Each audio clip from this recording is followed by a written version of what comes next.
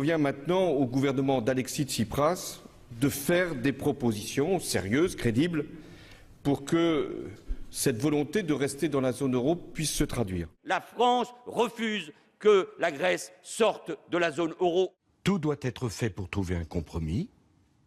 Je partage ce point de vue exprimé par M. Hollande et par M. Valls. A priori, ça veut dire quoi? Ça semblerait vouloir dire trouver un moyen de continuer à prêter de l'argent aux Grecs.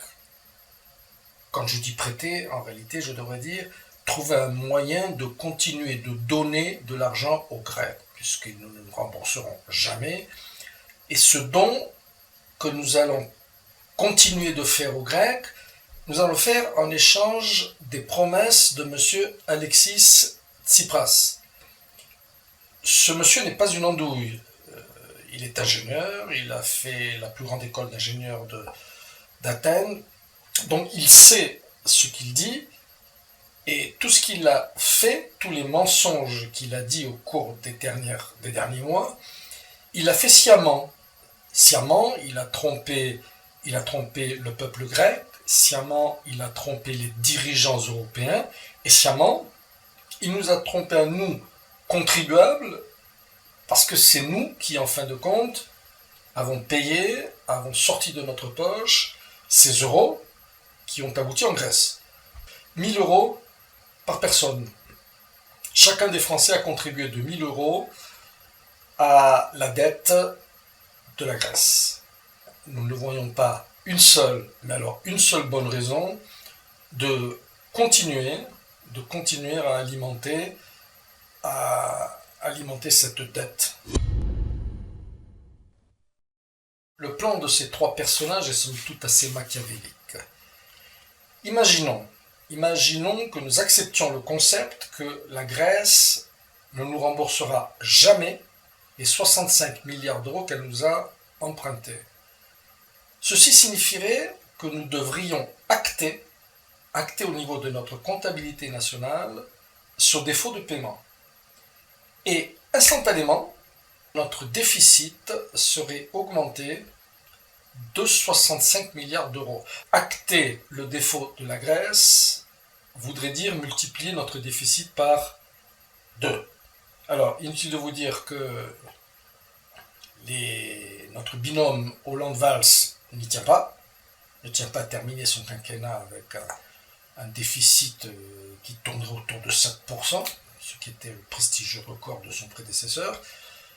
Monsieur Sarkozy, qui lui aimerait bien devenir le futur président, ne tient pas à commencer son prochain quinquennat avec une ardoise de 65 milliards d'euros supplémentaires. Alors donc, nos trois lascars, tout simplement, ils préfèrent tout simplement demander une restructuration de la dette, ce qui empêche d'acter ce défaut de paiement de la Grèce dans notre comptabilité nationale. Le lésé dans cette affaire, le lésé c'est vous, c'est moi, c'est le contribuable, parce que c'est les prochaines dettes que nous allons consentir à la Grèce, c'est vous et moi qui allons les payer. La solution à ce problème tient en 3 lettres. CDS. Explication. Vous voulez acheter une maison, vous allez voir votre banquier et vous lui dites, mon cher banquier, est-ce que vous pouvez me prêter 100 000 euros? Votre banquier vous dit, bien sûr, je vais vous prêter 100 000 euros, mais on ne sait jamais, si par hasard vous ne pouvez pas rembourser les traites, je vais vous demander de souscrire une assurance. Alors vous acceptez bien sûr de souscrire cette assurance, et le banquier est tranquille. Si vous ne remboursez pas les traites, lui il va mettre en œuvre cette assurance, il va être remboursé. Pour un pays, c'est strictement la même chose. Lorsqu'un pays prête de l'argent à un autre État, tout simplement, il souscrit une assurance, et cette assurance s'appelle un CDS, Credit Default Swap, CDS. Bien. Et alors là, nous pouvons nous poser la question. Nous avons, je l'imagine, souscrit des CDS lorsque nous avons prêté ces sommes colossales à la Grèce. Pourquoi ne pas les activer? Je ne sais pas.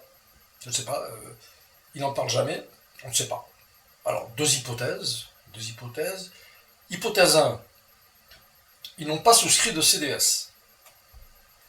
Si nos stratèges de Bercy ont emprunté jusqu'à 65 milliards d'euros, sans avoir souscrit le moindre CDS, grave, très grave. Deuxième hypothèse, ils ont souscrit des CDS, mais alors là on peut se poser la question, mais attendez, vous attendez quoi pour les activer? Et là on peut se demander, mais est-ce que par hasard ils ne veulent pas faire un petit peu plaisir aux banques? Vous vous souvenez de cette fameuse phrase de M. Hollande, mon ennemi c'est le monde de la finance. Le moment est arrivé. Le moment est arrivé de prouver que effectivement l'ennemi de M. Hollande est bien le monde de la finance. N'en déplaise à M. Valls, qui a déclaré récemment à l'Assemblée nationale, la France refuse que la Grèce sorte de la zone euro. Non, la Grèce ne peut pas sortir de la zone euro parce que ce n'est pas prévu dans Maastricht. Il n'est donc pas utile de clamer ce genre de phrase à l'Assemblée nationale, cela n'a pas de sens. Le traité de Maastricht ne prévoit pas d'exclure un des États membres de la zone euro. Même si par une étrange coalition, nous souhaitions faire sortir la Grèce de la zone euro, la Grèce pourrait se retourner contre les États membres de la zone euro, porter plainte, tout simplement, et obtenir des dommages et intérêts. Donc, la seule solution pour que la Grèce sorte de la zone euro, ce serait qu'elle en fasse la demande et qu'elle négocie avec les États membres, avec ses partenaires, une sortie digne de la zone euro. Mais le peuple grec ne veut pas sortir de la zone euro. Donc la Grèce ne sortira jamais de la zone euro. Par contre, nous avons une possibilité, nous pouvons fermer les robinets, nous pouvons nous arrêter de prêter de l'argent à la Grèce, ce qui permettait à la Grèce de choisir. Soit elle retourne au drachme, et puis donc, elle assume ses propres responsabilités, soit elle reste dans la zone euro, mais sans les subventions des autres États membres.